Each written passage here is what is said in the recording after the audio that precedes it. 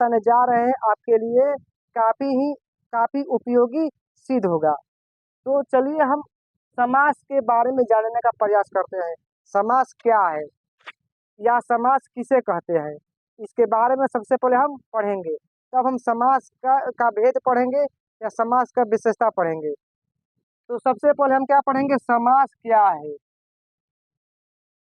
समास किसे कहते हैं, तो दो या दो से अधिक पदों के मिलने से एक स्वतंत्र पद का निर्माण या उत्पत्ति होता है, उसे हम समास कहते हैं। समास किसे कहते हैं, तो दो या दो से अधिक पद जब मिलेगा तो एक स्वतंत्र पद का उत्पत्ति होगा, उसे समास कहते हैं। तो इसको हम लिख लेंगे ताकि आपके लिए अच्छा रहेगा। दो या दो से पदों, दो या दो से अधिक पदों को मिलने से, दो या दो से अधिक पदों के मिलने से एक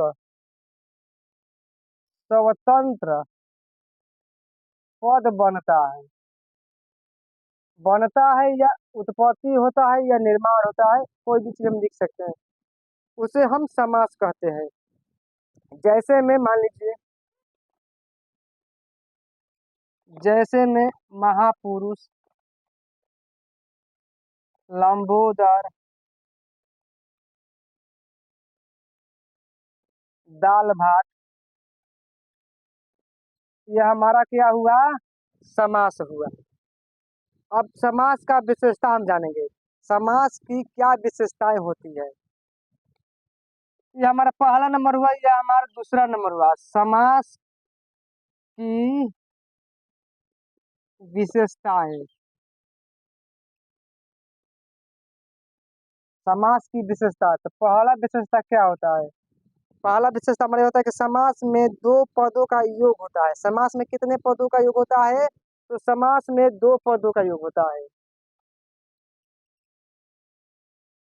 समास में दो पदों का योग होता है। दूसरा हमारा विशेषता क्या है, दूसरा विशेषता कि दो पद मिलकर एक पद का रूप बना लेते हैं, यानी कि एक पद का रूप धारण कर लेते हैं। दो पद मिलकर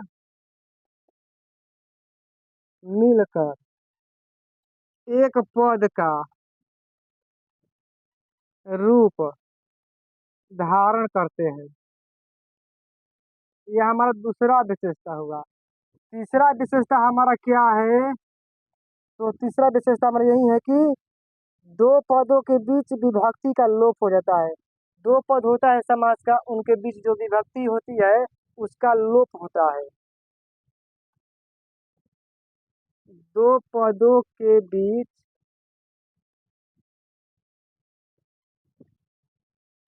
विभक्ति का लोप होता है। चौथा हमारा विशेषता क्या है, चौथा हमारा विशेषता है कि दो दो पद कभी पहला, दोनों पद में कभी पहला पद प्रधान होता है तो कभी दूसरा पद प्रधान होता है, या कभी दोनों पद प्रधान होते हैं। समास में कितना पद होता है, दो पद होता है। दोनों पद में कभी पहला पद जो होता है प्रधान रहता है तो कभी दूसरा, या कभी दोनों पद प्रधान होते हैं, इसको हमें मालूम रखना है। समास में दो पद होते हैं। समास में कितने पद होते हैं, दो। इनमें से कभी पहला पद प्रधान होता है तो कभी दूसरा तो कभी दोनों। इनमें कभी पहला पद प्रधान होता है तो कभी दूसरा पद, तो कभी दोनों पद। ये हम समास की ये विशेषता है। अब हम पढ़ेंगे समास का जो होता है भेद, यानी कि समास को कितने भागों में बांटा गया है, समास कितने प्रकार के होते हैं, इसके बारे में अब हम पढ़ेंगे। तो समास 6 प्रकार के होते हैं। पहला हमारा होता है कर्मधारय समास, दूसरा होता है बहुब्रीहि समास, तीसरा होता है तत्पुरुष समास, चौथा होता है द्वंद्व, पांचवा द्विगु, छठवां अव्ययीभाव समास। समास के 6 भेद होते हैं। तो चलिए इन 6 के बारे में हम जानेंगे। पहला क्या हमारा होता है, तो कर्मधारय समास, कर्म धारय समास। दूसरा हमारा क्या होता है, बहुब्रीहि समास।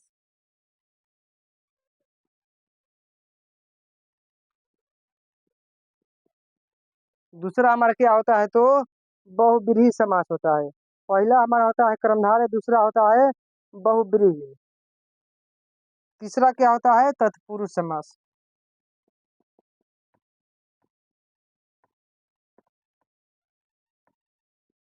तत्पुरुष समास। चौथा हमारा क्या होता है, तो द्वंद्व समास। द्वंद्व समास। पांचवा हमारा क्या होता है, तो द्विगु समास होता है। क्या होता है, द्विगु समास। और छठवा हमारा क्या होता है, अव्ययीभाव समास।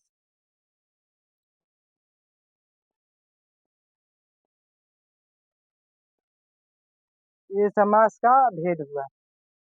समास के कितने भेद होते हैं, तो समास के 6 भेद होते हैं। कौन कौन, तो ध्यान से सुनिएगा। कर्मधारय समास, बहुब्रीहि समास, तत्पुरुष समास, द्वंद्व समास, द्विगु समास, अव्ययीभाव समास। कौन कौन, कर्मधारय समास, बहुब्रीहि समास, तत्पुरुष समास, द्वंद्व समास, द्विगु समास, अव्ययीभाव समास। समास के 6 भेद होते हैं। अब हमको समास बनाने के लिए इन्हीं 6 पर आश्रित रहना होगा कि कर्मधारय समास का जो होता है इसका परिभाषा होता है, और कर्मधारय समास के जैसे में क्या क्या होते हैं। जैसे मान लीजिए महात्मा कौन सा समास है, तो जो लोग पढ़े होंगे वो कहेंगे कर्मधारय समास है। तो आखिर कर्मधारय समास कैसे होगा, तो कर्मधारय समास के बारे में जब तक हम नहीं पढ़ेंगे तब तक हम पता नहीं लगाएंगे कि महात्मा कौन सा समास है। इसके लिए हमें इन सबको पढ़ना पड़ेगा। तो अगले वीडियो में मिलेंगे तो आप लोग को हम इन सभी के बारे में बताएंगे। आज के लिए इतना ही।